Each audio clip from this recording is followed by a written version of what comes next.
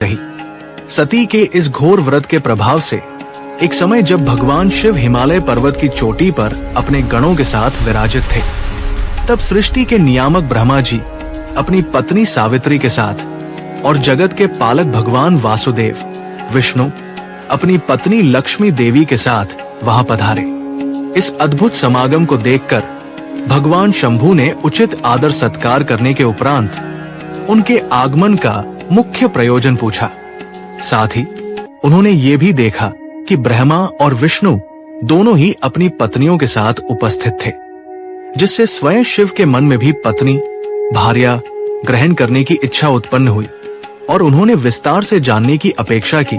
कि ये सभी देवता किस महत्वपूर्ण कार्य के संपादन के लिए इस स्थान पर एकत्र हुए हैं।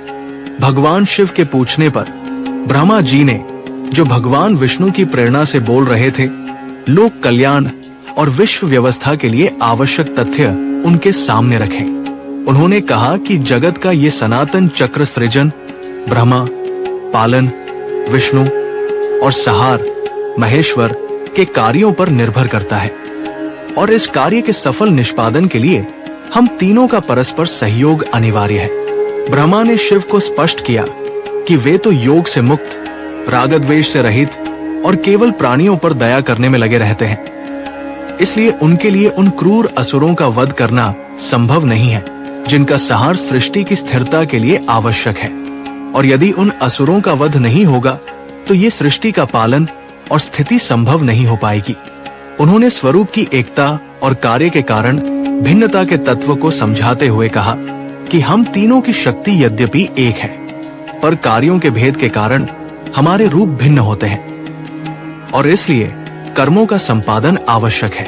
अंत में ब्रह्मा जी ने शिव को गृहस्थ जीवन अपनाने के लिए प्रेरित करते हुए कहा कि नारी ही प्रेम और अनुराग की प्रवृत्ति का मूल है और उसी अनुराग के वृक्ष से उत्पन्न संग, काम और क्रोध के माध्यम से गुजर कर ही प्राणी वैराग्य और निवृत्ति को प्राप्त करता है। अतः हे जगतपति, विश्व तथा देवताओं के हित के लिए आप अविलंब एक सुंदर स्त्री को अपनी धर्म पत्नी के रूप में स्वीकार करें, ताकि सृष्टि के नियम जो आपके सहयोग पर निर्भर है सुचारू रूप से चलते रहें। शिव द्वारा आदर्श पत्नी के गुणों का वर्णन, सती का प्रस्ताव और प्रथम मिलन, ब्रह्मा जी के प्रस्ताव और उनके कथन को भगवान हरि